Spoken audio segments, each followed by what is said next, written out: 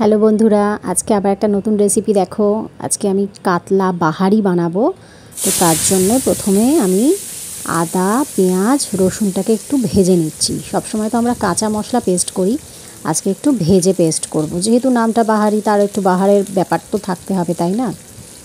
তো এবারে আমি আদা, রসুন, পেঁয়াজকে একটু গরম তেলের মধ্যে নিয়ে নেড়েচেড়ে নিয়ে তার মধ্যে টমেটো দিয়ে দিচ্ছি। তার মানে আদা, রসুন, পেঁয়াজ আর টমেটো এই সব কটাকে আমি একসাথে ভালো করে একটু ভেজে নেব। ভাজার পরে আমি পেস্ট বানাবো। তো দেখো ভালো করে নেড়েচেড়ে নিচ্ছি।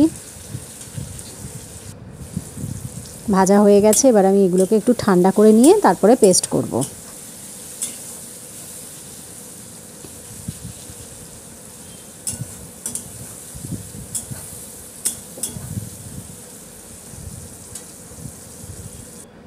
এবারে দেখো এখানে কাতলা মাছের মধ্যে আমি নুন হলুদ মাখিয়ে রেখে দিয়েছি।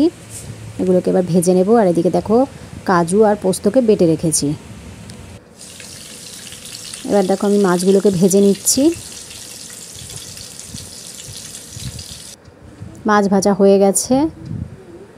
এবারে আমি কড়ার মধ্যে তেল বসিয়ে দিয়েছি দেখো, দিয়ে গোটা গরম মশলা ফোড়ন দিচ্ছি, এলাচ আর দারচিনি লবঙ্গ। ফোড়নের যখন একটু সুন্দর গন্ধ বেরোবে সেই সময় আমি এর মধ্যে যে মশলাটা পেস্ট করে রেখেছিলাম সেটা দিয়ে দেবো। আদা রসুন টমেটো পেঁয়াজ যে বাটাটা রেখেছিলাম সেটা আমি এবার এর মধ্যে দিয়ে দেব।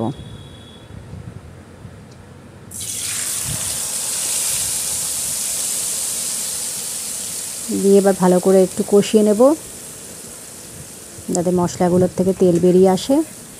আর এর মধ্যে আমি রোজকার যে মশলা নুন হলুদ জিরে গুঁড়ো ধনে গুঁড়ো লঙ্কার গুঁড়ো সেটা আমি এর মধ্যে দিয়ে দিচ্ছি।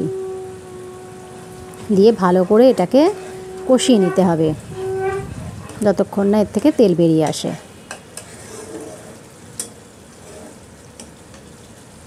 তো দেখো আমার কষানো হয়ে গেছে, এর থেকে তেলও বেরিয়ে চলে এসছে মশলা থেকে।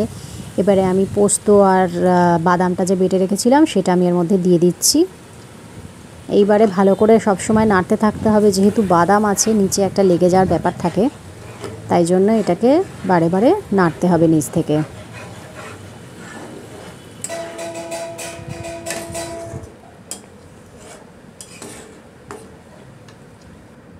তো দেখো ওটা কষানো হয়ে গেছে। এবারে আমি যে দই ফেটিয়ে রেখেছিলাম টক দই সেটা আমি দিয়ে দিচ্ছি এর মধ্যে, দিয়ে আবারও ভালো করে কষিয়ে নিতে হবে।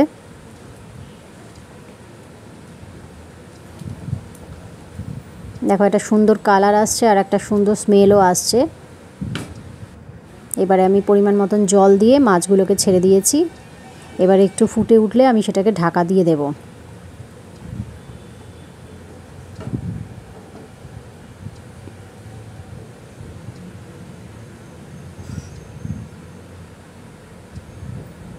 দেখো মাছটা ফুটে উঠেছে, এবারে আমি ঢাকা দিয়ে দিচ্ছি।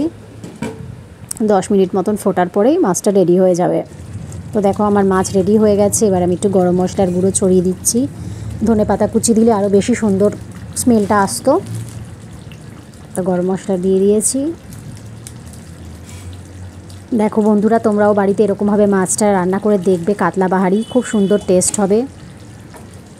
আর আমার মাছটা রান্না করাটা যদি তোমাদের ভালো লাগে তাহলে একটা লাইক কমেন্ট শেয়ার করে দিও। দেখো আমার কাতলা বাহারি রেডি।